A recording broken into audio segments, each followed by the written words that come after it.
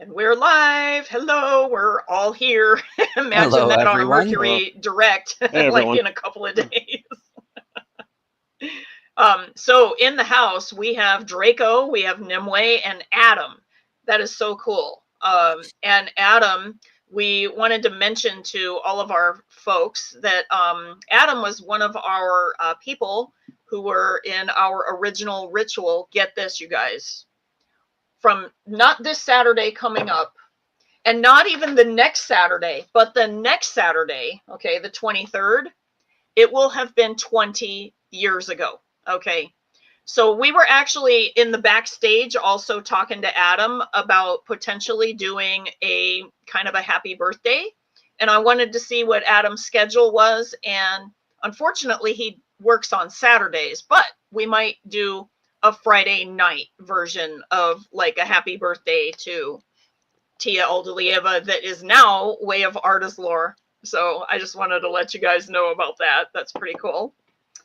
And let me see if anybody else is in the room. Okay, we're getting ready to go. So let me put the paper up. Don't change your schedules too much on my behalf. Oh, I know, right? 20 years, right? It's Dave, crazy. can you believe it's been 20 years? Well, years kind of just pass by from my point of view. So you know, I know. I'm not really I aware look, of it until somebody says it. Yeah, I mean, same. I look back and I'm like, wait, I've been around for 10 years so far. Well, what's amazing is that it's even older than Dave's daughter. Yeah. I mean? True. Yeah. How old is Eleanor? No, is Well, she 17? She was. Yeah. Yes. Yeah. Mhm. Yeah. That's what I thought. So, same. Like Adam says, same. Okay. So let me highlight also what Adam said. It's been a long time. Glad to make it. And this topic is definitely one that I wouldn't want to miss. Even told my fellow group members that I might have to leave early, meaning for Adam's spiritual group, because he has one that's based on like hereditary Welsh craft. So, and also fairy craft through isn't it Robin Artisan that is like your main like bookmark now, as far as like some of the learnings that you integrate? It's mostly Robin Artisan's material, right? I mean, I know that you've had, yeah, so bing, yes. That's what I thought. Okay, so let's see here. We have, okay, oh, Draco says huzzah. And then let's see. Okay, everything else I think we can get going forward with the paper. So I'm going to add the paper to the stage, and just letting you know ahead of time, this is more of a guideline paper. It's going to be more about the discussion than the paper, but we're going to make sure that we don't forget important points. Am I right, Dekindre? Yes. And okay. This is a topic that, to start, this is a topic that we have covered in bits and pieces in other videos we've done. And unfortunately, it seems to come up over and over and over. And so we finally reached a point where it was like, okay, we need to dedicate an entire video to this topic so that in the future, when someone comes in and goes, well, why can't they be this? Or why aren't they this? We can just be like, here's a link, watch the video. Yeah, and then it'll be like topic specific rather than buried into other, like for instance, we definitely covered this in our Ainu Lindale videos that we did years ago. Well, that yeah. and just from my point of view, I already covered what I wanted to say in my token and shamanism videos. So this is, you know, I won't have much to say about this because I already said what I had to say. So you know, this is well, and we get another chance with the Tolkien and shamanism video, because we're going to do a Tolkien and channeling video and literally use the same evidence that you found. But we're going to gear that toward a different vocabulary for different people that interface with spirituality in different ways so that we capture their attention as well. And that's what language can do. Language can, you know, it's like a Right. tool that can categorize and help us. And so, you know, I do realize that language can limit us too, right? So there is that. But for now, All right. I'm going to switch over screen. So guys, I'm going to be operating the paper, so I won't be able to see your comments, but I will come back and see comments, just letting you know how that works. Okay. So I'm going to go over to the paper itself. Do you see it moving? Yep. Okay, brilliant. Okay, So, Dekandre, take it away. the title of this paper is What Are the Valar? Why They Are Not Angels or Substitution for Other Pagan Pantheons. What are the Valar and how were they created? The Valar are the powerful godlike beings in Tolkien's Legendarium and are central to the cosmology of the Silmarillion. They are the greatest of the Ainur, a race of primordial spirits created by Eru Iluvatar, the supreme being and creator of all existence.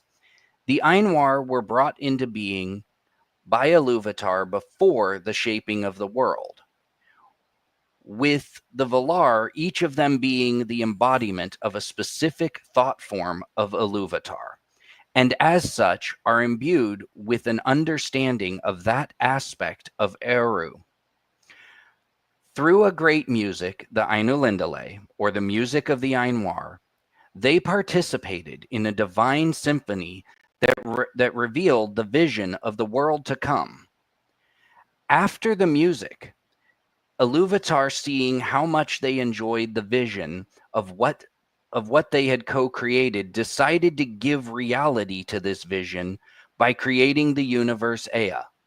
Now, originally, I will pause. The reason I say I want to pause after too. having seen it, originally there was no plan when you read the Silmarillion to actually create everything physically. It was more of just almost a PowerPoint presentation of, look at something that would be cool to make, but we're not actually going to make it. Well, after the singing, it existed in its, almost, if you want to use computer terminology, it's written programming. And he went, and the Valar specifically were so enthralled and so, they loved it so much that he went, okay, well, apparently we'll go ahead and actually physically create this. Right. When that hadn't been the original plan. Yeah. The thing is that I do believe that the Ainur, when they were singing the parts, and then of course the Valar were all of the Ainur, you know, which we don't know how many of the Ainur that Right. there were numerous, you know. Right.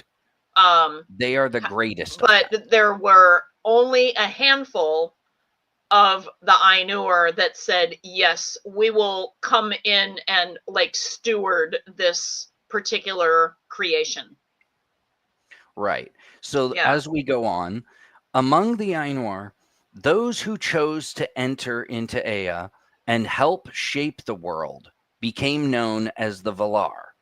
They descended into Arda, the earth, to prepare it for the coming of the children of Iluvatar, elves and men. Each Valar embodies aspects of the created world, such as the sea, the air, the stars, or judgment. And together they act as stewards of the world, working in harmony to bring Iluvatar's vision into being. They are not gods in the strictest sense, but can be likened to angelic powers, radiant with spiritual authority, yet ultimately aligned to Iluvatar's purpose and vision. Finally, the Valar, though depicted with personalities and distinct temperaments, do not possess flawed human traits in the way that pagan gods or mortals do. Tolkien intentionally portrays them as benevolent, incorruptible spirits whose actions are guided not by ego, desire, or selfish will, but by a shared devotion to Eru Iluvatar's divine purpose. They do not exhibit traits such as lust, envy, wrath, or vanity for their own sake. While they may disagree or express differing modes of thought, such as Aule's creation or eagerness to create the dwarves, or Yavanna's concern for growing things, these are not moral failings, but variations in their sub-creative callings, always within the bounds of harmony and cooperation. Even when they err, as with Aule's premature creation or Orome's initial impatience, they act from a place of love, not corruption. Unlike the gods of many mythologies who mirror the frailties of humanity, the Valar are idealized angelic-like intelligences, selfless and orientated toward the good of all creation. Their seeming emotions reflect archetypal qualities, such as Nienna's grief or Tulkas's laughter, rather than unstable passions. Their actions model divine stewardship, not divine drama. And even their silences, such as Manwe's restraint, speak to wisdom beyond mortal understanding. In essence, the Valar have transcended the pettiness and undesirable characteristics found in both humans and many other polytheistic and monotheistic paths. Their greatness lies in being unalterably faithful to the music of Iluvatar, each expressing a facet of that cosmic harmony and ultimately the thought aspect of Iluvatar they embody.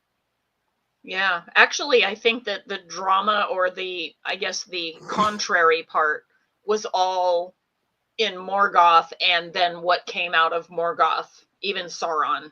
Right. And all of the corruption there, it took on. So it's embodied in the work, but not in the Valar. Like, where in, like, say for instance, the Greek Pantheon, like, everything is corrupted, right? Yeah, and that will be addressed much later. Put on those particular things, and so there's a lot of imperfection that we see in even the good gods, even like Jupiter, who, by the way, in the Greek Pantheon was the horror of the whole pantheon, right?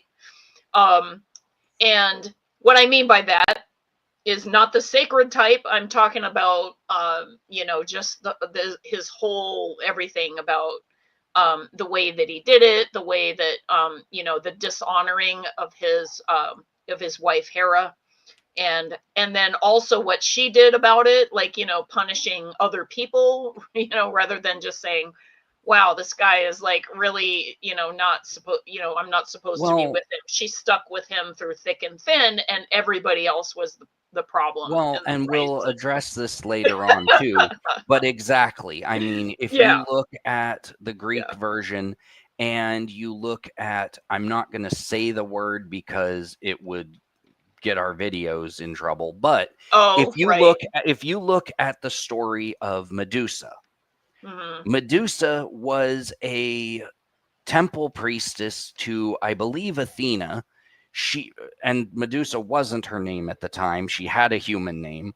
Yeah. And she was incredibly attractive, to the point that that I believe it was Poseidon, entered the temple where she was a temple priestess and Poseidon, I believe, committed a rather atrocious act in the temple. Yeah. And instead of Athena being like, yo, Poseidon, why did you do this in my sacred space? Athena went, we're gonna victim blame the human and as being the cause of this, and literally turned her into the snake-headed being that turned men to stone so that no one could ever look at her. So the gods were relatively known, not just the Greek, but even the Norse and even the Egyptians. They were known to be very petty to the humans, and rather than steward them, they kind of just toyed with them and fought amongst themselves. So we'll go more into that for later on. Yeah. The next segment is called The Misunderstanding About Their Angelic Nature. Now, this originates, before I go into reading, this originates from the fact that Tolkien described them as angelic-like. And the reason he did that was because he needed to give the people encountering his material, his legendarium, a reference. It would be like calling a small sailboat ocean ship like. It isn't an ocean ship. You can't take a 25-foot, well, not sanely. You can't take a 25-foot sailboat out onto the open ocean. It's not a or more like idea. calling a ship a boat-like thing. Right. I mean, that's it was meant as descriptive, and unfortunately, people latched on to, they misunderstood angelic-like and just decided, they're angelic beings. So this leads into this comes up a lot, and so though the Valar in Tolkien's mythology, I'm highlighting people's comments here so that they're in the video. Though the Valar in Tolkien's mythology resemble angels in some ways, both are powerful spiritual beings created before the world and serving a divine will. They are not precisely the same, either in nature or function. Angels in Christian theology are purely spiritual messengers and servants of God, often acting as intermediaries between the divine and human realms. They do not take part in the shaping of creation itself, and they remain distinct from the material world, existing primarily in service, praise, and divine communication. In contrast, the Valar are sub-creators. They actively participated in the making of the world through the music of the Ainur. Many chose to enter the world physically, though still in great spiritual form, to shape and govern it. They are more akin to mythic deities or demiurgic powers, each with domain over elements of the world, like Ulmo over the seas or Yavanna over growing things. They are not mere messengers, but world shapers and governors involved deeply in the unfolding of our destiny. Moreover, Tolkien drew from pre-Christian mythologies as much as Christian ones, blending elements of Norse and classical pantheons into the Valar structure. Thus, while the Valar are angelic adjacent in origin, being Ainur and more specifically thought form creations of Eru Ilúvatar, their roles, autonomy, and mythological presence make them something broader and more complex than traditional angels. They are spiritual powers with personality, creativity, and responsibility within the mythic fabric of Tolkien's world. Well put. Thank you for that. And I wanted to pause here because I want to actually highlight a couple of comments. I already highlighted them, but I'm going to go back and highlight them again. So Nimue says the Valar are pure frequencies, completely free from flawed/limited human understanding. Absolutely. Absolutely. That is so awesome. Adam says most pantheons utilize cultural human-based flaws, sometimes to justify human foibles, political and religious power. The Valar are divorced from such things and are purer, devoid of such flaws. I would agree with that as well. And then he says that makes sense. Anyway, let's see here. I'm trying to highlight the other.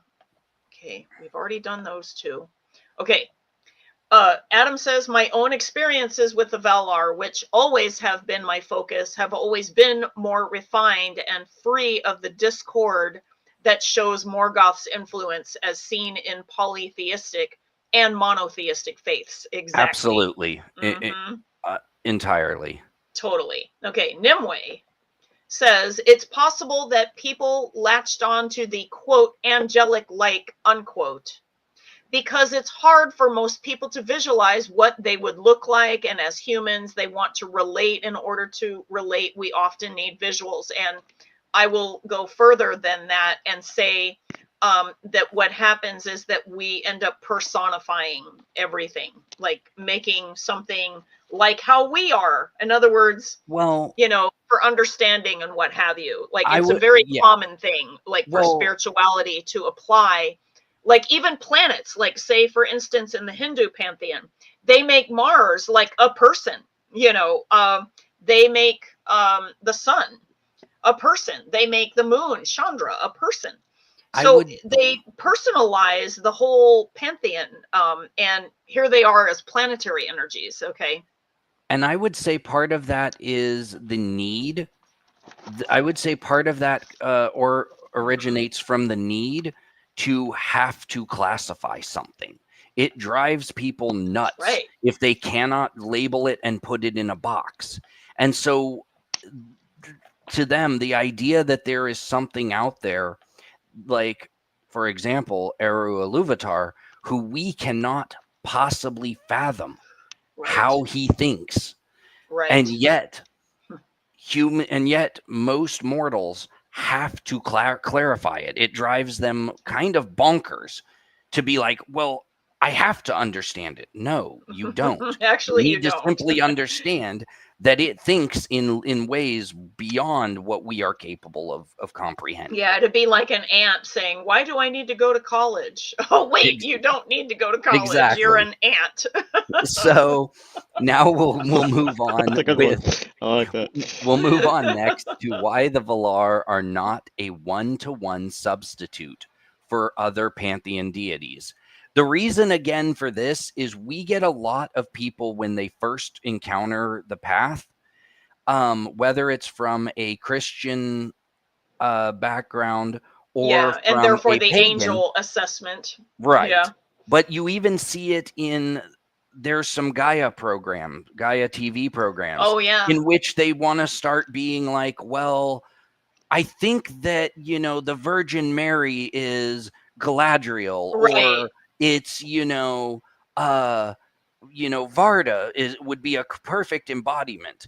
Instead of approaching the Valar as their own unique entities. Yeah, I just go on. I'll let you in just a second. Yeah, they attach that, oh, this one is, Isis, or this one is this, and they try to cookie cutter, copy and paste outside influences into Tolkien's Legendarium without realizing the destructive nature that this causes.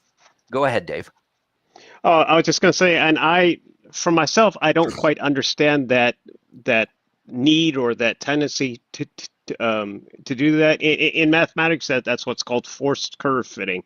For example, say you're developing a new drug, and the actual data distribution doesn't come out the way you look. Well, I'll massage the data a bit until it does. That's essentially what they're doing, and I don't get it because let's put it this way. I don't come from, other than the Legendarium, I don't come from any spiritual, quote unquote, tradition. I'm an atheist, basically, and a loud and proud one at that. But nevertheless, I don't put that into the Legendarium. So you're I don't. Kind of not an atheist, though. I would say that you're more agnostic, or maybe like anti-theist or something. Anti-theist is pretty good, actually. But you do have resonance for the integrity of not only the Valar, but also the origin stories around the Valar, which I think Indre did a good job of kind of doing an introduction without reading the Aina Lindale. And by the way, for anybody that wants to check out the Aina Lindale videos, I put a link down below in the description that has the 3 videos that we read the Aina Lindale unabridged and comment from a spiritual standpoint. And that's free to anybody that wants to check it out and go further with that. And before I mean, I just want to finish. Sure. I'm an atheist in the traditional Greek sense of the word, in that, literally no god or gods that I can directly interact with as such, but that not in the modern sense of Richard Dawkins. I Richard see. Dawkins I is, see. is an very idiot, interesting. I wouldn't have thought of that. Yeah. Yeah. So one other thing before I continue reading, in the comment section, I wanted to focus on one real quick that Adam said, and I really, really like. Okay. In the comment section, he says, I think there can be no synchronization between the legendarium and any human myths we see in history. That nails what we've tried to say numerous times. That nails it on the head. Yeah. And the reason is any correlation that Tolkien used where it says that he drew from these ideas, it wasn't that he was in essence plagiarizing and just being like, I'm going to copy the Greek or the Norse into my material. He was using it as a reference. As a frame for which you might understand what he was talking about, not as a direct correlation. It's exactly. Most people don't get that. Yeah, most people don't get that. It's meant so that you have a frame of reference for understanding, not a direct borrowing. But exactly. So, Adam, that was absolutely, that's totally brilliant. And Nimue, also brilliant, says we can strive to live up to our own essence of divinity without having to glorify the flaws and the downfalls of humanness. Making divine beings with human flaws justifies the errors instead of rising. Exactly. Okay, so going further now, rising, oh wait, I'm sorry, above them. That's what, okay, that was, sorry about that. Okay, so now we'll go into why the Valar are not a one-to-one substitute for other pantheon deities. Okay, before you go, I'm going to talk, because Adam says, I'm animistic and anti-pantheonistic personally, and okay, we're going to go there. Dave, you might actually look at animism or animistic, okay, because I think that you might find some commonality there, especially when you talk about, for instance, the Salvian people and other things. I do, but that's not how I identify myself. This is, if we're talking about self-identification, then, we had talked about years ago when we had Kilwyn involvement. She's a Dutch girl that helped me come up with my name, actually. We came up with, and I'll type it in the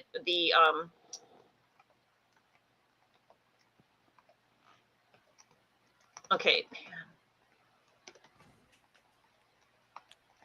Okay, I'm typing it in the comments and I'm going to highlight it. Panentheism or panentheistic. And what that means is that rather than pantheism, which is the one is all, the all is one, okay, like, we can just go to God through one deity and we'll still be God, right? God comes down through all. Rather than doing that, it's kind of God is one, like it's kind of one is all is one, but there is still a mystery that we don't know. And I think that is a really good description of the the Elven path, which is now the way of Arda's lore. And I think that it translates to not just the Elven viewpoint of this material, but even the dwarven, human, like all of the viewpoints that could be in this material. So I did want to mention that. So moving, yeah. Let's see. I think that we covered everything in the comments. I'm just double checking. Yes. We did. Okay, excellent. So Okay, we can go forward. I apologize. Right. No. Interjecting occasionally helps clarify things. So yeah. Okay, so the Valar, while reminiscent of gods from pagan pantheons, are not a one-to-one substitute for such deities, and Tolkien was quite deliberate in this distinction. Their nature, origin, and role within Arda are shaped by a unique metaphysical and theological framework that differs both from pagan polytheism and from strict monotheism. Number 1, subordination to a supreme creator. Unlike pagan gods, who are often autonomous and sometimes in conflict with one another for ultimate power, I wouldn't say sometimes, it's almost all the time. Almost every time. The Valar are wholly subordinate to Eru Ilúvatar, the singular transcendent creator. They did not create the universe, but rather participated in its shaping through the music of the Ainur, acting as instruments of Ilúvatar's divine will. They are not worshipped, nor do they demand sacrifice or prayer in the way many pagan gods do. That is correct. Yes. The second way, they are created beings, not eternal gods. Pagan deities are often eternal forces or personifications of natural phenomena, sometimes born of chaotic primordial realities. The Valar, however, are Ainur, created by Ilúvatar before time. They are eternal in the sense of being outside of time until they enter Arda, but they are not self-existent, nor co-eternal with the creator. They have immense power, but all of it is derived from Ilúvatar. Yeah, and that actually, I still think that it could be that while pagan gods are ancient, that there's still a feeling when you interact with the Valar that it feels even more ancient. And maybe, and I didn't know, like, I'm going, gosh, I wonder if the sources of the Valar, meaning that Tolkien discovered through channeling, shamanism, etc., just went way deeper than anything else. But maybe this is the point, Dikendre. Maybe what it is that the Valar are actually closer to the source than how the pagan deities are not as close to the source, because they have their own maybe agendas or what have you. And well, if one goes from in mythology source, the direct statement is that the Valar were the offspring of Eru's thought. So that's actually pretty close. Right. So yeah.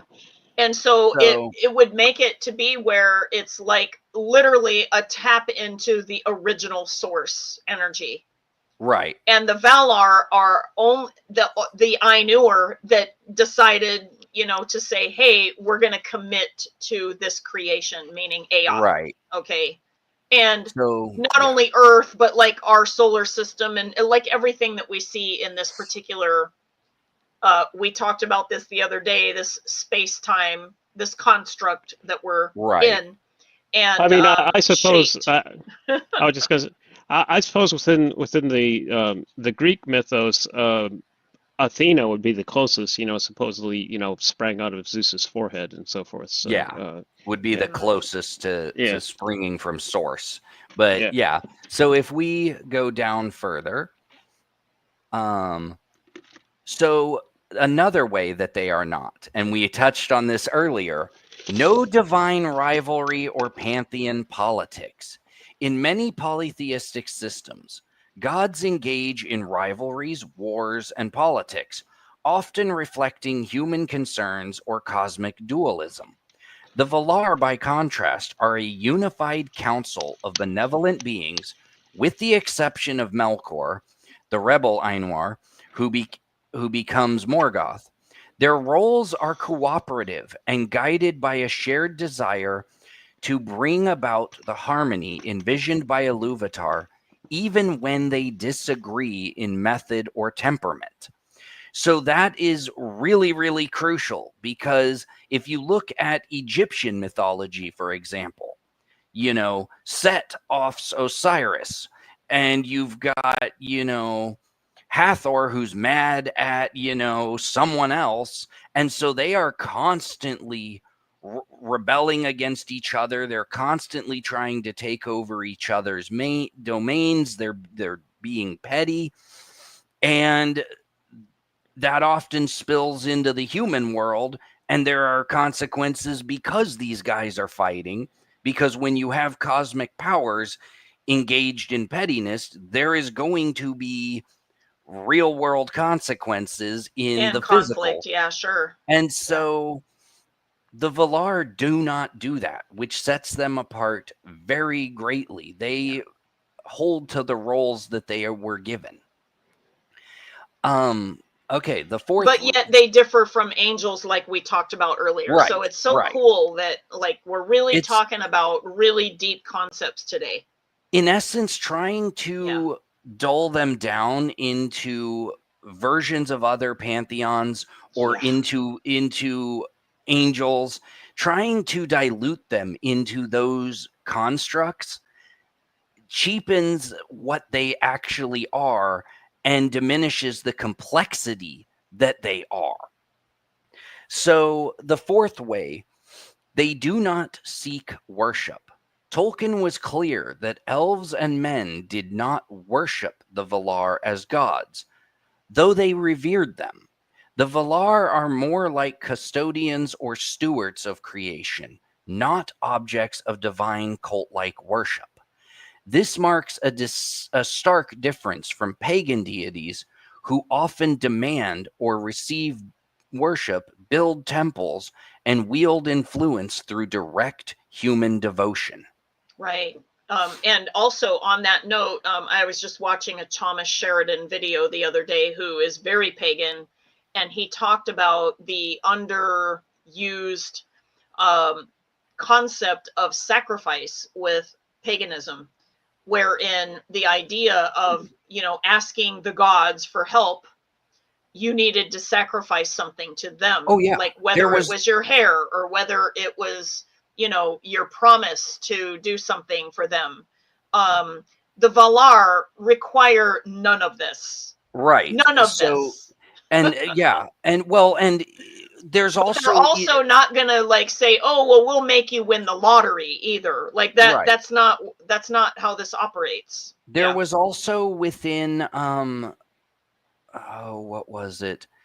It's also, there's been articles written specifically in Norse material, but also in the Greek material. And it's it's kind of a flaw of what exists in our modern society and the nature upon which we follow the deities in those pantheons. In the Norse tradition and in the Greek tradition, the major gods, Zeus, Odin, you know, Thor, Freya, Ra, Isis, whatever pantheon you go with, it was very rare that the common individual called on them. In Greek mythology, it was far more likely that there's examples where the Greeks had house gods, and usually those were beings that worked with the specific family, or they were land spirits in that region. The Greeks, the Norse, they very rarely called on the bigger gods because there was a problem of worship. As Lisa said, if you went to Zeus or you went to Odin, they would grant what you wanted, but the payment was usually well beyond what they were giving. And so it was far more common that the typical Norse person would go to their house spirit or Yeah. their house being, their land spirit, and be like, hey, can I entreat you to do this? Because that being often didn't require anything other than, yes, I'll do it. But you know what? Put out some milk, put out some honey, and put out some mead so that I can get, plastered. Or And whatever it is. Yeah. and I'll do whatever you want. Right. But the payment A little bit less of a price. a lot less of a price than Yeah, yes. the Greek pricing is certainly not something that I would participate in. I'll tell exactly. So that you is know, a I'm thinking that huge- Jupiter, even though he's the beneficent one, he would be like, yeah, I want all 3 of your daughters as payment or something. exactly. I wouldn't like deal with that for anything. Right. But so before we move on, there's 3 before we really move great on, we have a comments. couple of comments, and they're really good, so I want to read them. They seek to understand even when they disagree. Nimue says this. They stay in their own lane, knowing that is how harmony is reached. Isn't that awesome? And who Absolutely. set the harmony? Eru Iluvatar. Right. The source energy, the all that is, the love energy, the light energy, and the origin energy. It's literally what it is. And so this whole thing about, so why do we even have the conflict? And of course we talked about this via Melkor, i.e. Morgoth, and then the ilk that came with that, like Sauron and the orcs and da-da-da, right? And what do we do with this? We talked about this in other videos. We grow. As a soul, we grow through the types of things that happen through these discordant sources. Right. Okay. And I shouldn't even call that a source. I should just say the discordance, period. Okay. Without a source, because it's not the source. It's against source, right? So Adam says, in my own path, I have never worshipped the Valar or Maiar. That is true. But I have built deep, abiding friendships through my interactions with the land that I dwell in. I give gifts of friendship and receive much friendship over worship, reverence for an elder sibling who knew more than us. When I come to spirits, I come as a friend, not as a supplicant. Yeah, exactly. No, absolutely. And by the way, as an equal in the eyes of Iluvatar. Yes. All of the Valar, Maiar, okay, maybe even Ainur, okay, men and elves, all equal, right? And I would say even the dwarves, because of, They are, Adam nails it on the head. They are even referred to in the material as elder siblings. Like they are simply thought of as a family member who's a little older than us and knows a little bit more. Right. And speaking of that, he says that Dekindre nails the essence of my practice in his comments on the land spirits. Nice. So therefore there's some trade-off of some. That's awesome. So moving on to the next reason, mythic symbolism versus literal personhood. Tolkien's Valar also operate on a more archetypal and metaphysical level. Each represents deeper spiritual principles. Yavanna as the fertility of the earth, Ulmo as the music of the water, Namo as fate and memory. These qualities are integrated into their being, not external domains they rule over. Pagan deities often reflect anthropomorphic traits and rule over specific spheres more externally, sometimes in competition or narrative conflict. Wow. Well put. Well put. That's great. So you're talking about, like, say for instance, and I see this all the time in paganism, where it's like there might be a very controversial god or goddess to work with, and their energy is pretty dicey, but like the person only wants to work with one aspect of that particular thing that they're trying to do, and they're not really taking into consideration that you can't just like, it's not like a restaurant and you place an order and then you get your order. That's not really Well, how it works, right? I would take it if I could real quick, and then I'll let you go, Dave, even deeper in what they mean by more externally. So if you look at, again, attaching to the Greek myth, if you look at Poseidon, he is the god of oceans, the god of sea and water. However, if you ask for material or look for material in which Poseidon understands water or understands the oceans, he does not.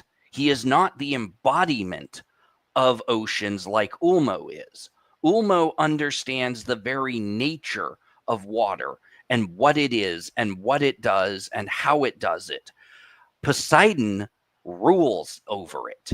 He doesn't actually understand it any more than when they call Thor the god of thunder and lightning. He commands those elements, but he doesn't understand them. He's not those elements. Right. Right. He's an external force that wields those elements. And that is the very big difference, is that the Valar are the elements. They are almost those elements that they steward. They are those elements given a personality, given an interface. Dave, go ahead, because I have some comments to follow up with that, and then I'm going to highlight some comments, but I want you to go first. Okay, wait a second here. I gotta. No worries. Jumped here. No worries. Let's see here. This is to go back to how the Valar should be perceived and were perceived in the Legendarium. This is from History of Middle-earth, Volume 5, in Ancient Numenor, but as Sauron was taking over but hadn't completely taken over yet, and Elendil is speaking to his son here about how things were when he was young. Here, when I was young, there was no evil of mind. Death came late and without other pain than weariness. From the Erysians we obtained so many things of beauty that our land became well nigh as fair as theirs, and maybe fairer to mortal hearts. It is said that of old the lords themselves would walk at times in the gardens that we named for them. There we set their images, fashioned by the Erysians who had beheld them, as the pictures of friends beloved. So that's a really good illustration visually of how they were perceived, of how the Valar were perceived, at least by the faithful people. Wow, very cool. That's and very, and that like kind of adds the whole layer of, again, how pure the Valar energy is. It's astounding, honestly. Absolutely.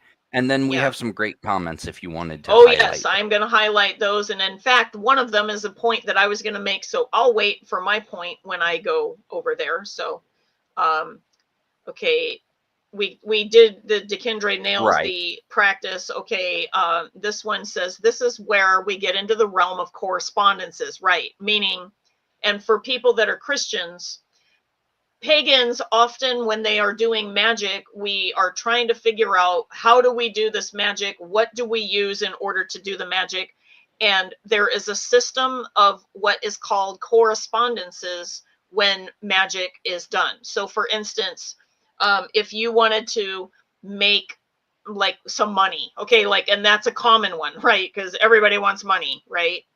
So if you are in the Greek Pantheon, you would look at possibly Friday for like Venus type of things, right? Like if it's things that you want, okay, you might look at Mercury for the aspect of currency, like money in, money out, okay? Like you might work with Wednesday energy and work with Mercury. You might work with Jupiter and the expansion. You might work with the sun and work with the essence of like kings and royalty. Okay, so it depends on what it is that you're doing. And then what you do is, once you choose the energies within the pantheon that you're working with, you then carefully look at things like maybe physical things, like maybe you have silver coins if you're working with the lunar energies, or that you have herbs that are like basil aligns with Mars, or you know, roses align with Venus. Okay, dandelions align with Right. Jupiter, things like that. And then you can make your own ritual with those types of things. And the Valar, that you can actually use them with magic, but like Dekindre says, they're kind of like the element themselves. Right. It's an entirely different It's process a totally different when you're thing. working with them, and it's a much purer one I because think you so don't too. need, like, you can use alele. You don't Aule, need, yeah, for yeah, you making don't jewelry need, or something. right, Yeah, crafting. Hmm. right. You don't need to have a representation of money because he already knows value of things and stuff. So it's an entirely different process and a unique style that Tolkien created. Right. Exactly. So here we're going to go and Right.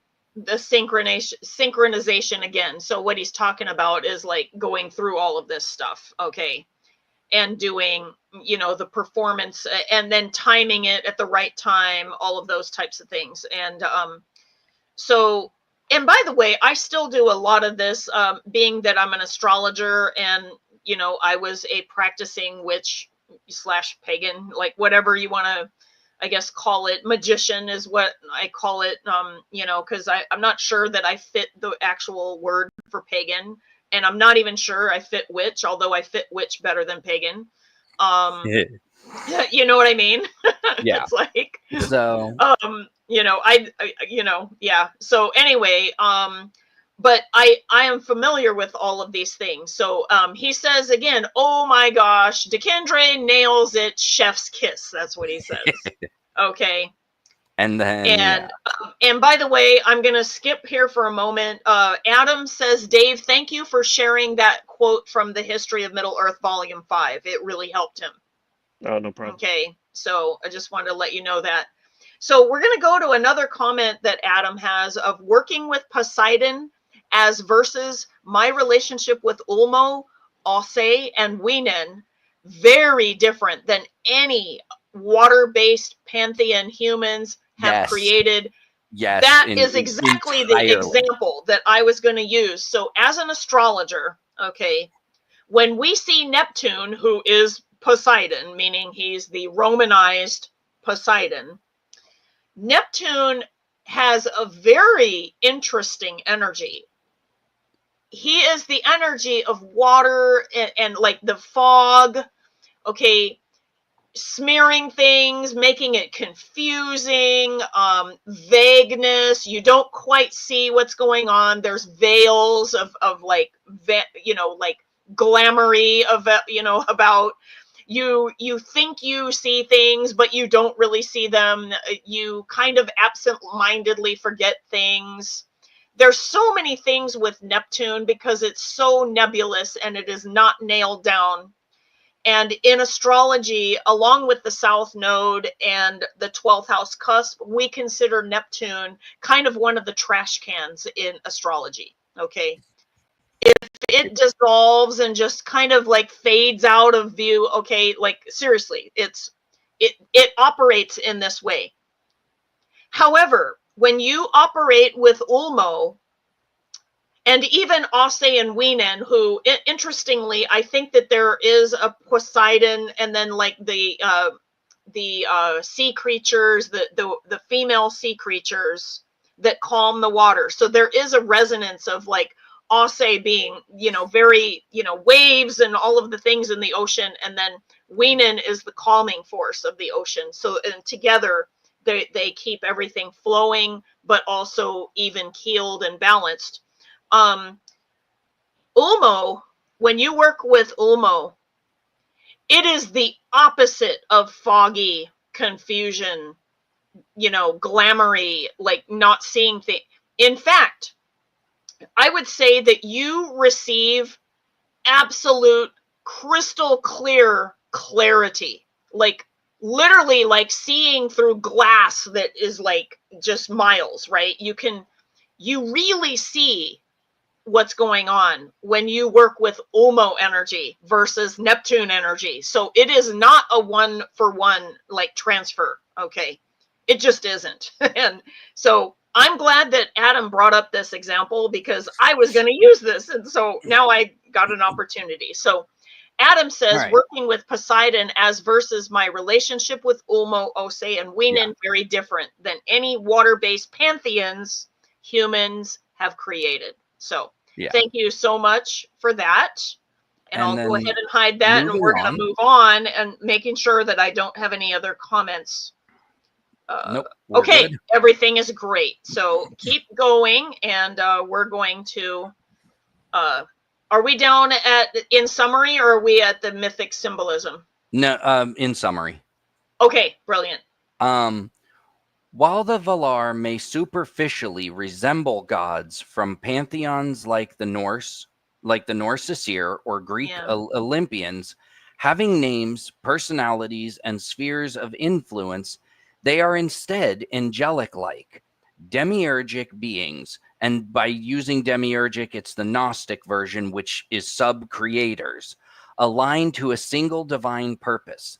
They reflect Tolkien's attempt to craft a mythology for England that combined the beauty and richness of pagan myths with the theological depth of Christian metaphysics, creating something wholly original, a monotheistic cosmology with mythic resonance, not a polytheistic pantheon under another name. Yeah. Something else I hadn't included this. Pantheistic was like the idea that, because the Valar, there's still more than one of them, but you're right. The focus is still the all is one, kind of, in a sense. So, but there's mystery beyond, because we don't know the mind of Eru Iluvatar. And that's what I love about that meaning, pantheistic. So really something else, I hadn't wrote on it, but I do want to touch on it and just add into the section we're in. Okay. We get a lot of, Dave, Lisa, and I get a lot of, well, why can't I bring Thor into saying that Thor is Tolkis? Why can't I say, that Tolkis is Thor without a hammer? And a lot of this, we get it. It's insane. Yeah, well, Tolkis doesn't need a hammer for one. Well, barehanded is like his whole brand. Okay. Not only do we get it, but we get it in kind of a whingy ass manner too. So like, well, why can't I? We'll get, I think that such and such Valar is a much better representation of nature than Yavanna. And they start to subject their feelings into this. And so what I want to touch on, I wrote this for another presentation that I gave earlier this week. And as we were reading this, I decided that this correlates into something that needs to be mentioned here. And the reason, so what it is the concept of truth and the word truth. And it is looking at the legendarium and what Tolkien wrote as truth. And here's the thing. When you deal with truth, I wrote this for, like I said, a presentation I just gave the other day, because where I was speaking at is a different organization I'm part of, and truth is very important in the work that we do. And so I wanted to expand on it for the purpose of that presentation. So what came from that in the concept of truth when I was looking at different definitions and variations? Truth, in its most rigorous and universal sense, is grounded in what is, not in how one feels about what is. Facts are observable, testable, and verifiable aspects of reality. They maintain their integrity regardless of personal perspective or emotion.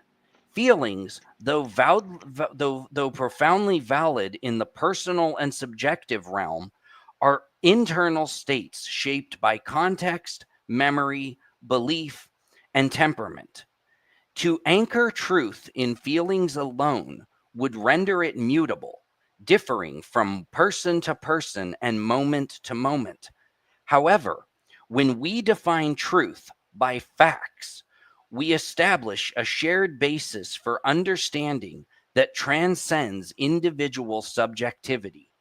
That is not to this is not to deny the power of emotion in shaping experiences, but rather to distinguish between internal truth, what one feels, and external truth, what can be demonstrated. So the reason that you cannot take Thor and just, Elmer's glue it to Tolkien is because you would defy, in the doing of that, the facts of what Tolkien wrote Tolkien is.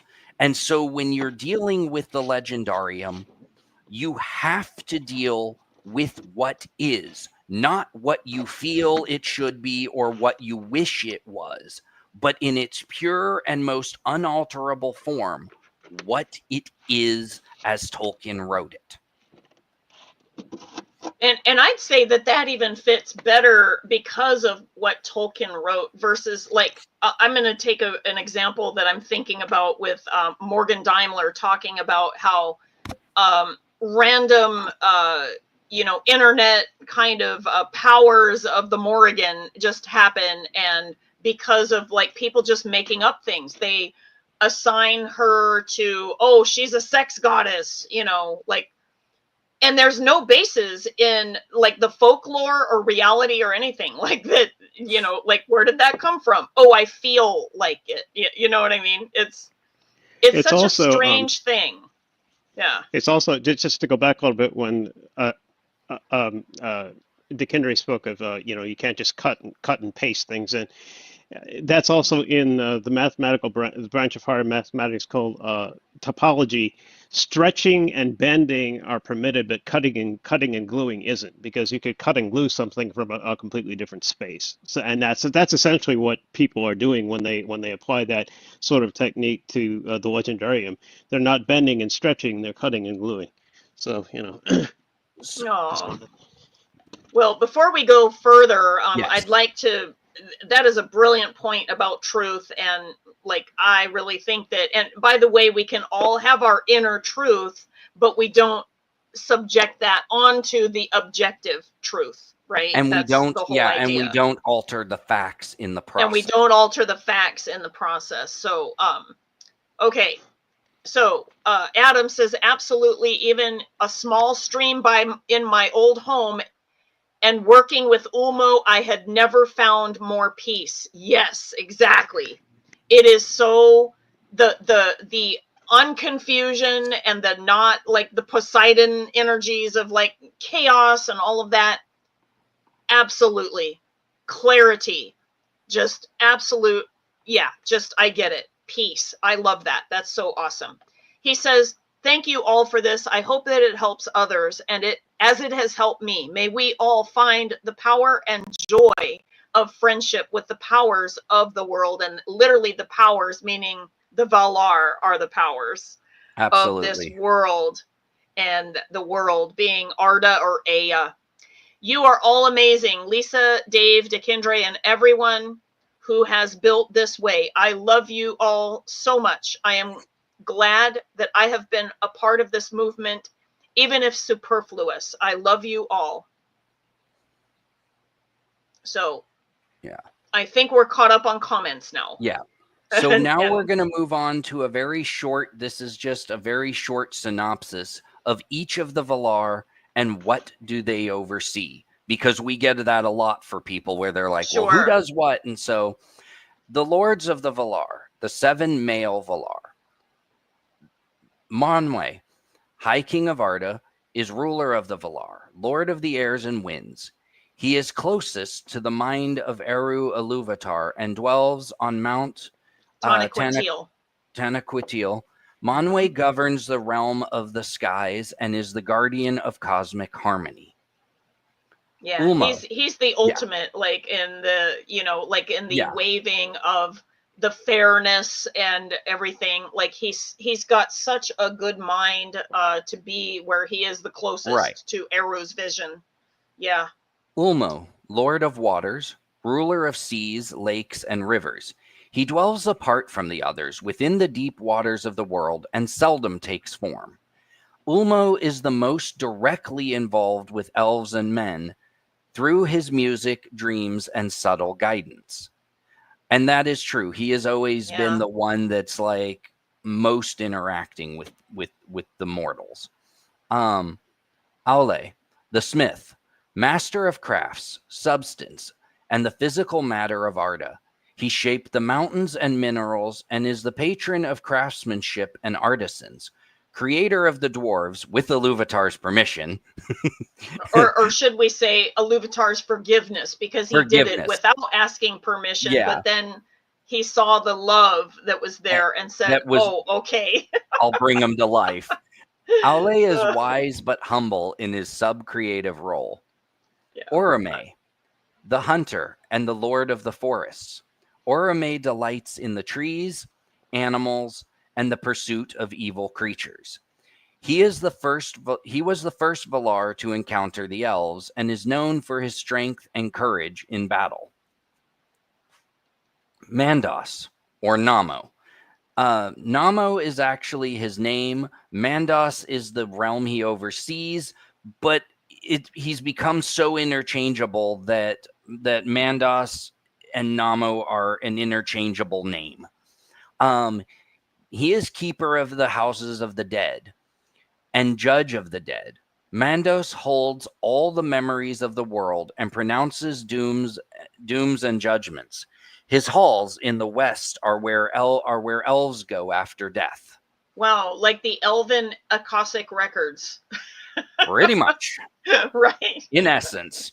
Yeah, the doomsmen of the Valar. Well, and it's even said that when you're there, in the halls of Mandos, that there are tapestries all over the walls that show current events and kind of like, so you can see what's going on. Yeah, his wife Vaire is a weaver, so that totally makes sense, right? Another one is Lorien, which is a specific part of Valinor. The actual Valar's name is Urmo, but he is so interchangeable with the realm he caretakes that the terms have become name interchangeable. Well, and these are the original two Feanturi as well, Namo and Irmo, being that they are the original Feanturi, and then later was I guess brought in Nienna as the sibling sister, and Feanturi meaning the spirit siblings, loosely. So he is master of dreams and visions, guardian of rest, inspiration, and healing. Urmo dwells in the gardens of Lorien with his spouse Este, and governs the inner life of thought, peace, and reverie. His realm, his gardens were the most restful place in Arda at one time. Tulkas, the champion of Valinor, a being of great strength and laughter. He delights in wrestling and contests and is the most physically powerful of the Valar. Tulkas came to Arda to aid in the struggle against Melkor. He is also, it's written in the material, in the Legendarium, that he is the only one of the Valar who openly laughed in Melkor's face. Like the others were a little worried, and when Tulkas stepped onto the battlefield, he actually laughed. Yep. At Melkor and was Laughter just like, is a powerful tool. Like it is. was just like, yeah, you've got nothing on me. This is not gonna. Yeah, we can learn from Tulkas. He found it humorous. Yeah. So then we move on to the queens of the Valar, or the ladies, the 7 female Valar. Varda Ilantari, queen of the stars, wife of Manwe. She kindled the stars and is revered by the elves above all. Known as Elbereth in Sindarin, she is associated with light, hope, and the high heavens. There's Yavanna, giver of fruits, wife of Aule. She is the goddess of growth. And they use goddess again, not in a deity concept, but just more as a comparison of growth, fertility, and all green things. Yavanna is the creator of the 2 trees of Valinor and is beloved by animals and plants alike. Nienna, lady of mercy and mourning, sister to Mandos and Lorien, she weeps for the wounds of the world and teaches compassion and endurance through sorrow. Her tears help to give life to the 2 trees. And she weeps for the wounds, and that comes from, as Dave would say it, would know as well. It comes from the wars of Valinor when the world was marred before it was damaged, and she carries the mourning for those wounds that happened as a result of that battle. But her job is to not only hold those memories, but to transmute them back to source material, back to Iluvatar. And that is a big job, because there's a lot of sadness in this world that is still playing out. So, Este, healer of hurts and weariness. She is wife of Urmo. She dwells in the twilight gardens of Lorien and is associated with rest, sleep, and healing. She rarely speaks, but her presence brings peace. Vaeri, the weaver of time, wife of Mandos. She weaves the stories of the world into tapestries that cover the halls of Mandos. Vaeri represents memory, destiny, and the unfolding of history. Vana, the ever young, sister of Yavanna, and wife of Orome. She is associated with eternal youth, springtime, and blossoming life. Birds sing at her coming, and flowers bloom in her wake. Yeah, Vana, out of the sisters, Yavanna has more of a motherly energy, where Vana has more of a maiden energy. Nessa. Go ahead. Nessa, the dancer, sister of Orome and wife of Tolkis. She is fleet-footed and joyful, often dancing across the meadows of Valinor. She represents speed, grace, and lightness of being. The next one, and I put in here because at one time he was, and he no longer is, but it is, even though no one in Way of Arda's lore will work with him, it still goes back to truth, the concept of truth, and we do need to at least acknowledge the facts that he did exist as one. Oh, absolutely. And we still see so much of the damage that is done that still perpetuates, and we need that discernment in order to recognize it. So we definitely need to know about this. Melkor, or as he later became known, Morgoth, the fallen Valar. Originally, the most powerful of the Ainur, even more powerful than Manwe. Melkor desired dominion over all creation. His pride led him into rebellion against Iluvatar and the Valar. After his fall, he became known as Morgoth, the dark enemy of the world. Though once a Valar, he is no longer counted among them due to his corruption. Yeah. And in the stories, it talks about how he loses his light through actually Arian, the Maya that steers the sun. Yeah.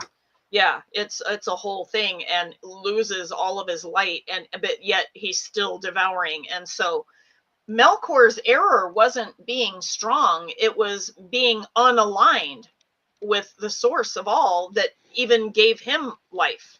And when you turn against the source that gave you life, I mean, destruction is all that's possible. We have a few more really great comments, and Adam I'm going to switch over. Yeah, Adam just nailed a really good one. Oh, I'm sure. Let me get over there. Hang on a moment. Okay. The very bottom one addresses. Okay, what I'll go in dealt with. order, which is why it's Okay. important to drink lots of water. Ulmo can't work with us if we're dehydrated. Yeah, I would agree with Exactly. that. And Gandalf taught us a lot about this. Oh, are you talking about the Nienna? He did, because he did learn a lot from Nienna. I'm pretty sure you were talking about that. And then Okay. Morgoth does show the essence of which he once was, and we all hold his sins within us, our cruelty, pride, and pain. Yes. Yes. So, yes. And we are definitely transmuting all of that. Which we've done in different videos. And the best way to do that is to work with, I mean, I would say all of the Valar, but Nienna has a very special role of that dissolving and transmuting back to Eru Iluvatar. Right. Yeah. Okay. Very so cool. We'll move on to the conclusion. Okay. And I'll unhighlight that. Okay, so I'm going to switch back over. Okay, I'm at the conclusion. Conclusion. In this exploration of the Valar within Tolkien's Legendarium, we have traced their origins, nature, and spiritual significance, distinguishing them from both traditional angelic beings and the deities of pagan pantheons.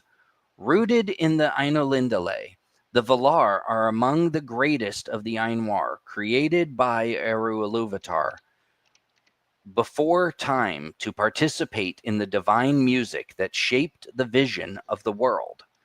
Unlike gods of polytheistic mythologies, they are not autonomous creators or beings of flawed desire. Rather, they are sub-creators, stewards, and custodians of Arda, enacting Iluvatar's will through their assigned domains. We have identified each of the Valar and their specific spheres of influence, from Manwe's command of the airs to Yavanna's guardianship of growing things, and from Namo's judgment of souls to Varda's radiant domain over the stars. The Valar operate not as rivals, but as cooperative spiritual intelligences, each expressing an archetypal principle within the divine harmony of creation. Even in moments of divergence or apparent misjudgment, their motivations are never selfish, but emerge from a deeper commitment to the good and beauty of the world. Furthermore, we have emphasized that the Valar are not subject to moral fallibility in the human sense. Their personalities reflect the purity of their purpose, not the corruption of pride or desire. This sets them apart from both Christian angels, who serve primarily as messengers without creative agency, and pagan gods who often embody and struggle with human passions. The Valar are holy-like powers whose greatness lies in their unwavering alignment with Iluvatar's music, embodying a spiritual cosmology that blends the mythic grandeur of ancient traditions with a deeply moral and metaphysical vision of order, beauty, and sacred stewardship. In summary, the Valar are neither angels nor gods in the conventional sense, but Tolkien's unique synthesis of mythic grandeur and theological subtlety, beings of profound wisdom and creative force, whose existence illustrates the sacred rhythms of the world and the transcendent harmony at the heart of Middle-earth's mythology. Yay! I love this paper. We should, I guess, add that little truth, like maybe to the one that we decide to upload later. I will add that in. Yeah. When you guys were going through the last before this section of the Melkor Morgoth section, I found this quote from History of Middle Earth, Volume 10, Morgoth's Ring. Melkor was very powerful in original nature, the greatest power under Eru, that is to say, the greatest creative power. He was to make, devise, begin. Manwë, a little less great, was to improve, carry out, or complete. So that's how that was their original design. So that's why Melkor was able to have so much power over the physical world, because that was his design spec, so to speak. Yes. You know. Right. Right. And it's not unlike, some other, like we could do a comparison of just that, like with even other systems, and see that, the whole sayings of evil never sleeps, and, these types of things, Mhm. like they're always up to, BS, and we're always having to, keep that at bay and for looking. So I just want to highlight what Adam said. You are all amazing. Thank you for this video, and I'm grateful to participate. Thank you, and blessed be. While my path may seem to have diverged, I realize I have come back home. And you know what, Adam? Even if you are on your path, I do believe that there is a part of you that understands this very deep part of not, and again, it's kind of like what Dave was talking about. Mythology is mythology, whether Tolkien provided that or whether it's mythology in an older sense.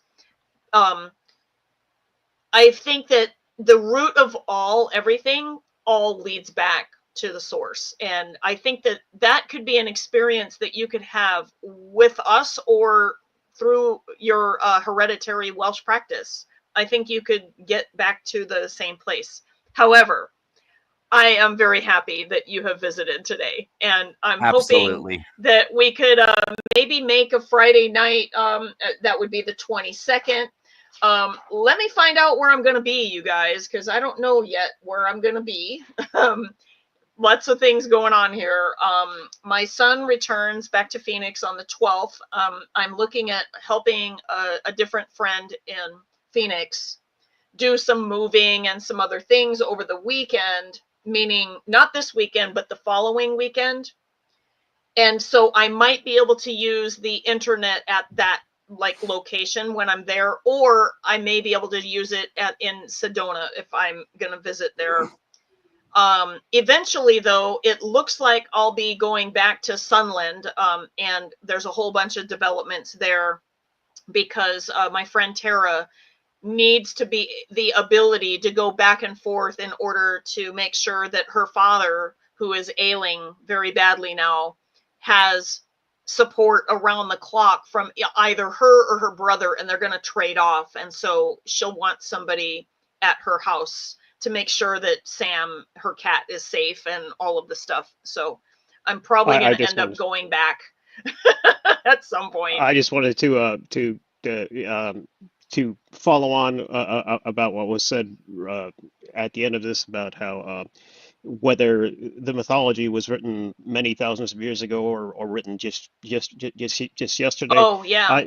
I developed an algorithm called the mythic signal algorithm, where you feed it any more or less universally recognized mythic text, whether it's Tolkien or the Welsh one. I believe it's I don't know how it's pronounced exactly. Mabinogion?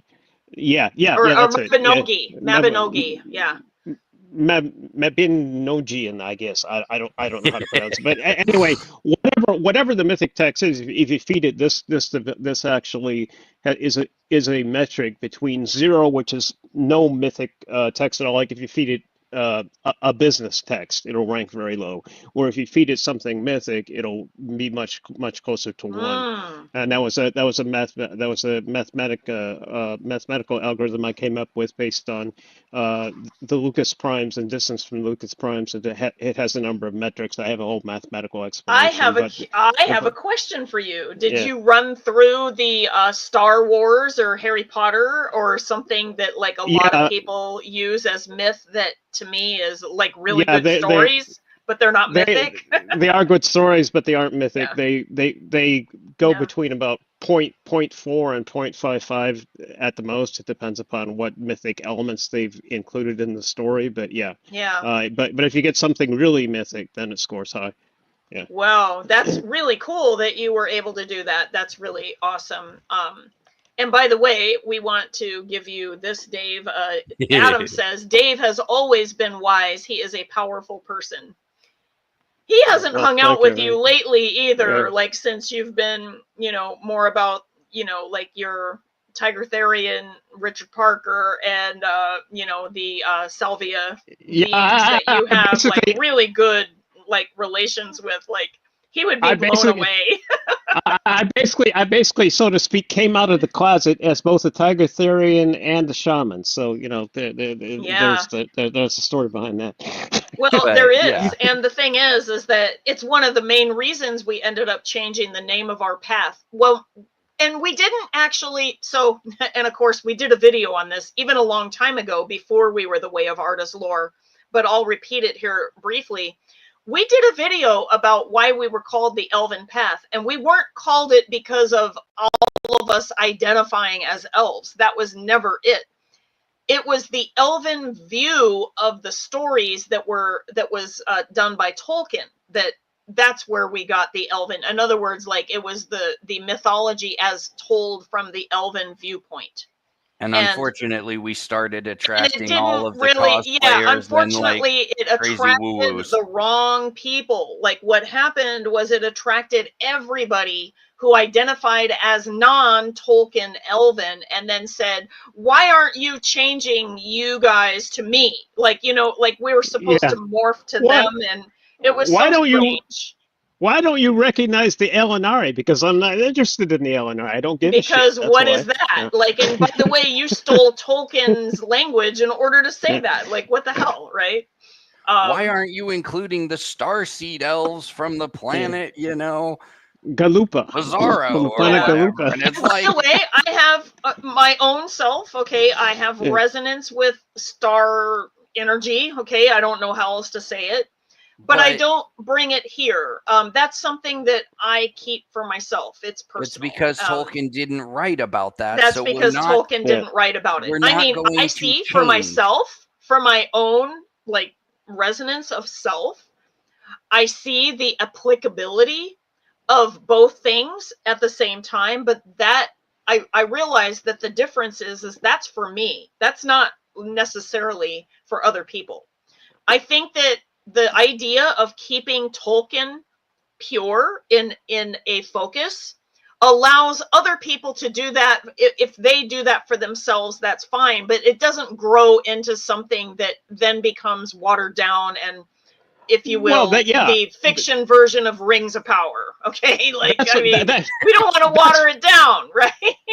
That's why I don't bring in my revelations from the Salvia people with Salvia shamanism into the legendarium either, because Tolkien had nothing to do with it. So what would be the point? Nimue says what you have created, Dave, is really incredible and genius. I would agree with that. No, thank you. I would definitely say that Dave was the original creator for this because he was 20 years ahead of me. Okay, like even before I found him. And I realized, Adam, you were reading the material longer than I was too. I had my total awakening in 2005 when I started reading the Silmarillion, and my whole body started vibrating and was like, oh my God, what's happening to me? That was an experience. Okay, so he also says, hey, Dave, set me on Salvia. And I'm not sure what he means by that. Maybe like kick him down. Like, I don't know. Not sure what he means by that. And then he says, okay, Dave really opened my mind. Be nice. Oh, of course. We love Dave. We may give him a bad time here and there, but we absolutely love Dave. Actually, he can. Well, if anything, I mean, Dave can take it, okay, but B can dish it out. Well, I agree. The only thing that really bothered me about I was going to say, the only thing that really bothered me about the whole Elven thing was not Lisa or Dekindra. It was the other kid coming in and saying, well, why don't you write about planet Telerio and shit, like, because I'm not interested in planet Telerio. I don't give a fuck. You know? Yeah. Right. Adam's newest comment is so true. It's Dave knows more on the Legendarium than I ever will. I would put that Dave at times has probably forgotten more about the Legendarium than any of us will ever know. And any of us will never know. And he Actually, doesn't forget much. You're actually kind of accurate because, you know, now that I'm setting up my search mechanism again, I'm like, Oh, right. I know I read this, but it was like 15 years ago. I have to read that again. Yeah. So he's forgotten more about the Legendarium than we will ever know. Oh my gosh. No, he's done it to us too, Adam. Trust me. Okay. I realize that you have done your own thing for a little while and you're circling back around, which is fine. We don't have a problem with this. Like, you're welcome. You here, were part of the absolutely, origin story, and and I know that you did other things, but it was the way that it was supposed to be. And it's really cool that you're visiting us at the 20-year reunion, basically, right? And so he says Dave set him down a few pegs, but he learned. And let me tell you, I get it. He did it for me too. Part of what was happening with me was that, unlike Dave's experience where the Legendarium was fully his, if you will, spiritual body, I was coming at this after studying not only paganism, but astrology, which was my damn profession, and figuring out how the hell does all of this work in this whole thing. And I was constantly trying to fit, like, hey, maybe this fits together. Like, oh, I'll take this thing from Altharian Mocklear and put it here. And hey, Dave, like, what do you think of this? And, I'd find things, like other people and what they were doing. And unfortunately, I discovered that all of them were throwing tons of non-related material into their formations, and therefore it was not pure Tolkien anymore. Well, and Dave said, let's start from the ground up and let's have a meeting, and we're going to go through, and I remember that day, like, clear. Okay. Like, he went through the calendar. He went through here's what the months mean. We went through and like really formulated it, but we wanted it to be as pure Legendarium as possible. And I know that he did that process again for Il Salunte Valion, our sister group that is still in existence. Well, and they have a slightly different calendar, and both calendars work, but both calendars are based entirely on the Legendarium. Well, they're not based on any like other paganism. And to a degree, not even astrology. Like, it's like just its own thing.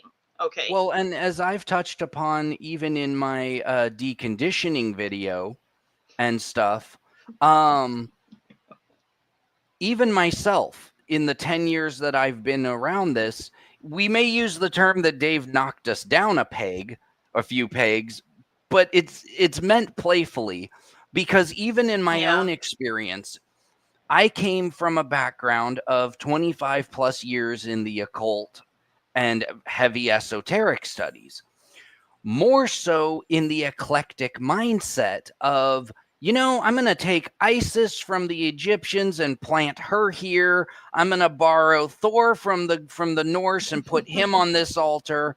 And I'm going to take, this element from here and incorporate it here.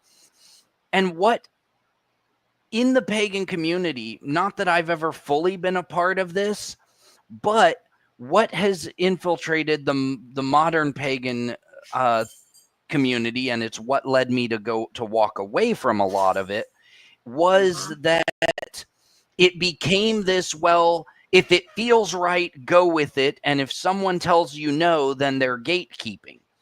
And so I came into this idea, I came in 10 years ago, and I was very much, oh, well, I don't know that I would ever consider the Legendarium and Tolkien spirituality as my primary path, because I don't have one. And in the 5 years of communicating with Dave and Lisa in through videos like this, up until about 5 years ago, I started to realize that, much like I talked about in the concept of truth and looking at the facts, Dave quite often had to tell me, no, you cannot mix that with that. It doesn't work. Yeah. And so I had to he look would have at a it. legendarium quote that was like paragraphs long as to why, too. Yeah, it wasn't just Dave saying, well, I Yeah. say this because I say this. No, Dave was really he backed it instrumental. up. Dave was really instrumental in being like, well, if you look at, Children of Hurin, page 48, paragraph 7, sentence 3, he's like, boom, Tolkien said this. And so you're like, it forces you to re-examine your truth based on the facts of what is written, not, well, I feel it should be this. And Dave's like, that's great. But Tolkien didn't write your feelings. He wrote fact. Here it is. The reason, I'm interested in I have an aphorism of my own called, which is, the signal arises from the data. It doesn't matter what your data set is. In my case, it's the legendarium, but if I were a biblical scholar, it would be all the biblical texts. But then I would, I would treat that in the same method. So if some fundy came out and says, Jesus says that there can't be no gay people, and I'd say, well, that your axiom is your axiom is not in the actual data. So you're riffing. Right. Yeah. And through that interaction, it actually led to me being on the board and helping shape the organization. But more than that, in the last 5 years, it actually pushed me to read the material more, to look at the entirety, and to leave out any extraneous sources and stop worrying about what the Norse said, because I wasn't looking at a Norse path. I was looking at a Tolkien path. And for myself, that journey led to, in the last 5 years, when people ask me, oh, well, what's your spiritual path? I'm a Tolkien spiritualist. Mm-hmm. There is no, yes, I still incorporate certain things outside, but I won't teach them here because they aren't in alignment with the data. Yeah. And so, Dave has been, I think, instrumental in shaping a lot of us. Oh, I believe and here's this quote that I have from Adam highlighted. Even in my travels, I have circled around, Dave was right. And then he says, we need a shirt. You know what? We're working on that. He also up further said, dude, Dave was right all along. Like, seriously, I know he and I butt heads, but in the end... Yeah, exactly. So we know. I think we've been there. We've done that. I think a shirt with a tiger on it would just be perfect, and it's just, dude, Dave was right. With salvia leaves all the way around it. Yeah. It just says, dude, Dave, and that's the front of the shirt, and the what back. What would Dave do? Or the back, no, the back. So the front is a tiger with salvia leaves around it, and the back in just big letters says, "Dude, Dave was right." That would be an epic shirt. People would. I know you'd get stopped. So many. Who's Dave? I may have. We need to make that. Nimue, we need your help. Seriously, we have some of the art that Luthien had created for us, wonderfully created for us, but we haven't been able to upload it to our Redbubble store or even Patreon because we suck at graphics, okay? And we don't want it to be like misaligned or too low or whatever. So I would wear it all the time. Seriously? And we would be wearing that to Articon because we're gonna have a freaking event and we're probably gonna have it in Dave's neighborhood because we're gonna crash Georgia, dude, and we're gonna have 110% wear that shirt out. I would wear that around and just people would be like, "Who the hell is Dave?" Giant shirt, dude. Dave is right. Oh my gosh. That's so awesome. And Richard Parker would be sounding out there like, yeah. And who do you think is in the real information? It was me, Richard Parker. Damn it. You know. The Dave is the new colonel of the KFC. And Nimue says, "I'll see what I can do." Oh, that's awesome. Yes, t-shirts. T-shirts.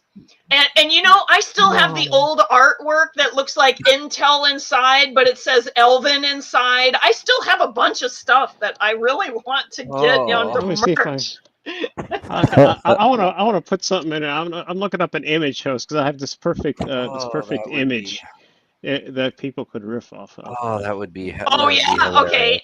I'll upload it if you link it in the comments or in Facebook. Yeah, just a second here.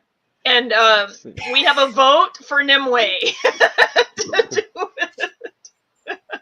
Yay! Awesome. Oh my gosh. This is so great. Oh yeah, it's so much fun. But we would like to be rebooting our and especially for paying patrons, we want to give you guys more merch because we realize that a lot of the videos are going to be like they're right now they're more public. We're trying to get like some kind of extraneous ideas that we're having and getting into videos.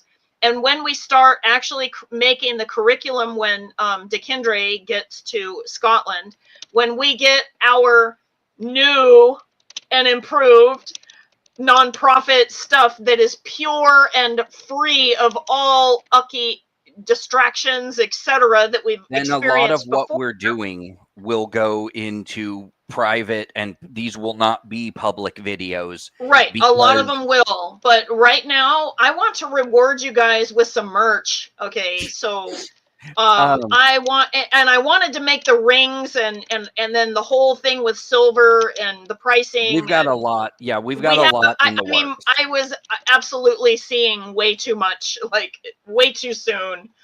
I'm like, okay, let's scale back and let's, figure out what the community can, actually support and, do a little bit at a time.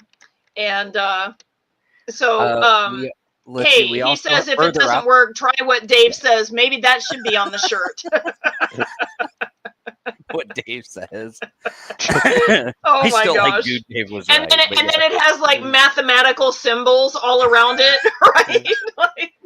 And computers and shit. Here, let's see here. I'm gonna post it into the regular YouTube chat that's going on right now, so everybody can see it. Wow, Adam says if you need help from the neo-animistic view, I got you. Yeah, meaning comparative, process. Yeah, we have. And actually, Dekindre and Adam there's some commonality between you guys' backgrounds. That's very interesting. I hope that you can become better friends, but I realize, Dekindre, you're trying to get out of Hawaii and go to Scotland. Yeah, but I actually follow Adam on social on Facebook, so we are connected. Yeah, we just haven't talked a whole lot, but we are connected. Okay. So what I'm gonna do is because I need to do this. Let's see. Okay, Dave, I can't even copy the link. Maybe I can just type it in. Let me try something. Can you send it in the Facebook comments? Yeah. Okay, because I can't access it on this StreamYard thing for some reason. Well, I did actually. I posted directly into the YouTube chat because I have a separate YouTube tab open. In YouTube. Okay, hang on a second. It's probably the latest comment or the next to the last comment. Is it private chat? No, it's on the actual... it is in the comment, but I can't access it. It highlights the whole thing. I can't get just the link, and I tried to steal the link, and I can't get it. I'll send it to you in Facebook Messenger. In Facebook Messenger would be great. Yeah, I'm so sorry. Oh, and Nimue is saying, I got the link, cool image. Okay, very good. I'm so sorry. I can't get it for you guys, but I'm going to upload it to this video. That's awesome. We got you. Okay, awesome. I'm glad that you guys can access it. I sure as hell can't. Okay, hang on. This is what I'm talking about.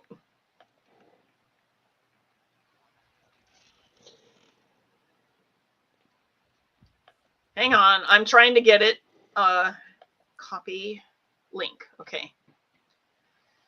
All right, and then we can go over here.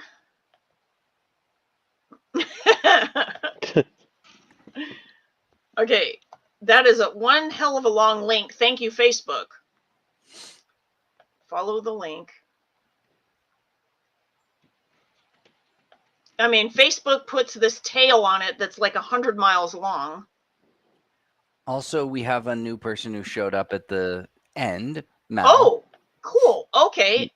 Awesome. Let me get over there. I'll come and greet you in a moment. I'm trying to get this link to work so that I can pull up the photo. Okay. Great. Paste. Okay. I think that this will work. Okay. And then I'm going to enlarge it if I can. Brilliant. Okay.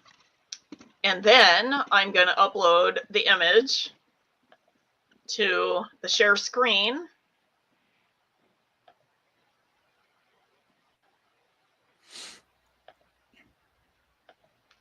Can you guys see it? It's loading. Yes. Okay, so it says Liberation Tigers of Tamil-Eelam. Oh, Tamil-Eelam, yeah. Wow. I always I'm not, I wasn't, of course, part of their terrorist group, but nevertheless, they do have a cool logo. It's like me, like saying I'm IRA or something. And Yeah, Michael basically, Collins, yeah. Anyway, that's so funny. Oh my gosh, you are a crack up. That's great. Okay, so let me come back and then okay. Oh, shoot! I caught the end. I'll have to rewatch it. Yes, please watch the end. And I think I know who you are. But yeah, because I think that I sent some things via Facebook Messenger and things like that. Because I see Alaska and I remember you. So awesome. Yeah, watch it from the beginning. You'll love it. Okay. Adam says, Mel, I heartily recommend watching the replay because they really covered the Valar well. Okay. And also, Adam says, it's a pretty tiger and describes Dave well. Yes. Okay. Pretty tigers are all good. Okay. Yes, you probably do. We chat a lot. Yes. Okay. I'm glad. Yeah. You're who I think you are. Very good. But okay. Yeah. Brilliant. So yeah, we're gonna try to get some.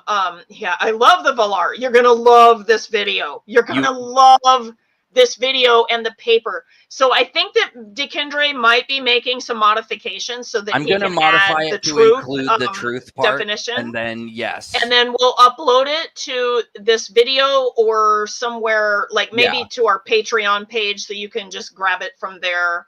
And we'll set the settings to being public so you can grab it. If you want me to, I could.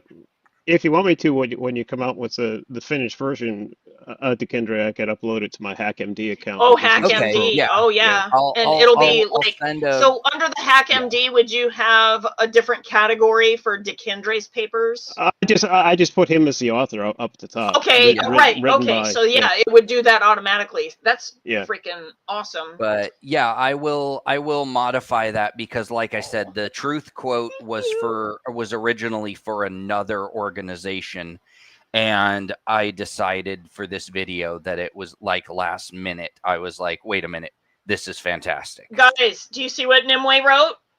If we're serious about the shirts and graphics for merch, shoot an email. Yes, please. We will do that. We will look at it. Yes, I may say it jokingly, but I would, if we created a shirt that said, dude, Dave was right, I would 100%. Richard Parker on the front with all I will salvia leaves around. I would 100% rep that shirt. Yes. Oh, yeah. We are not kidding on that. If if you took the image and replaced those yellow things are actually bullets, they're shells basically. If you replace if you replace the shells with salvia leaves, it'd be perfect. So. I know. Well, and actually, you've told me about the salvia people even having like things that they shoot at things. They do, but it's very different than human. I was going to say it's not bullets. Yeah. All right, but yes, we'll address that because we would definitely look at creating a shirt. That would be epic. Totally. Unique. I think that one of the most unique shamanic approaches I've ever seen.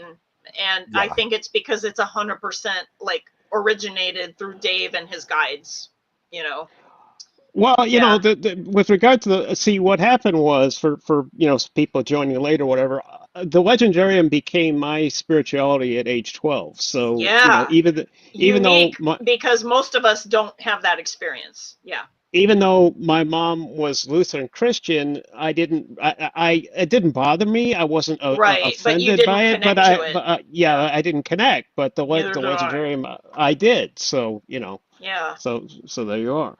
Yeah. Right. Had I read Tolkien instead of maybe paganism and astrology and all of that, I might have a really different experience as well. Exactly. But then I would have to probably figure out how to wrap Tolkien around the astrology.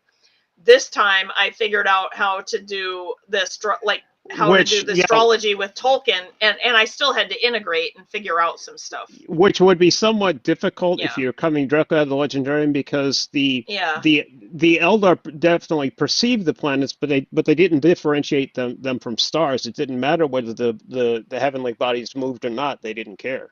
Yeah, so, that wasn't how they practiced astrology. Yeah, right.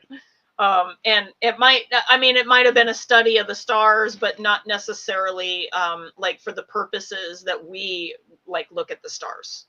Right. It would be like, I've tried to explain this to people. It would be like, say you have a bird that's on the ground and doesn't move much, and then you have quail who, when you get close to them, they startle and fly up in the air, but they're still birds. That's basically the Quendian view of heavenly bodies. Some move and some don't. I don't give a shit. It's all the brightness that's the main differentiation. Adam, how old were you in 2005 when you connected with us? I don't remember. I'm sorry to be embarrassed. I know that in 2005 I was 41 and now I'm 61, and it's a trip. Okay, it's such a weird thing. I'm curious.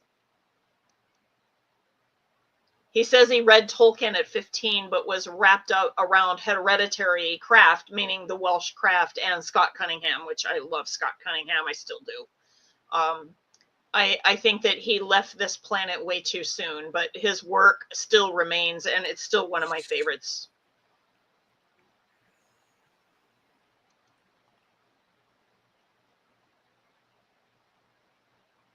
Okay. I just know that Adam was significantly younger than we were. That's what I do know. Wasn't he like in his early 20s? Maybe he had to step away for a moment. What wasn't he like in his early 20s? Oh, he was 21. My God. Okay. Yeah. You were a baby. My God. What in the world? My children are older than you. Like when you came to us. Wow. Very interesting. So he's 41 now. Wow. So he is at the same age now that we were when we started this, Dave. Can you imagine that shit? Oh, wow. Yeah, wow. And you were probably you were 12 years old when all of this stuff was downloaded to you. So you're still massively OG compared to us, which is great. And by the way, I will tell you that I know that Ray, when he was alive, rest his soul, he was definitely very Tolkien definitely affected his the way that his spirituality and belief system operated, because it truly is a mythology. Yeah, that's why you're my older siblings. Okay. Yeah, we're like a whole generation older than you, right?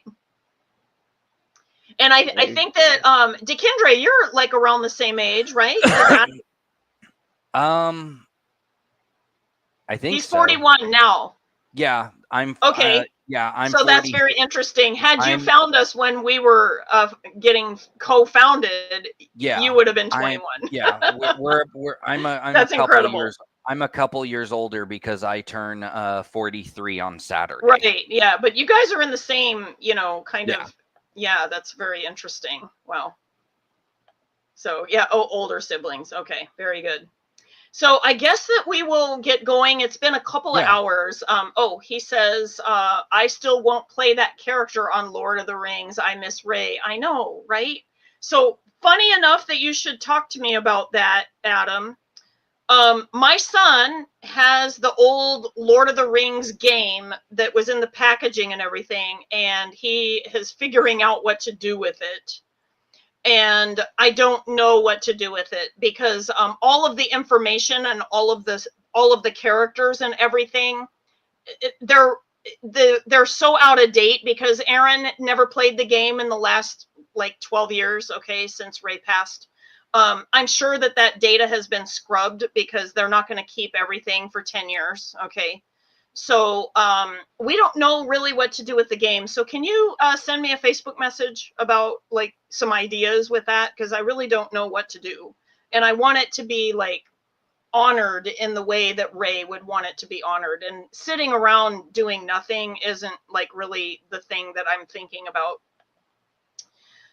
Okay, Nimue says, I was 16 when Tolkien's work found me. Amazing how it's never left me, and so grateful to be a part of this group. We are grateful for you too, honey.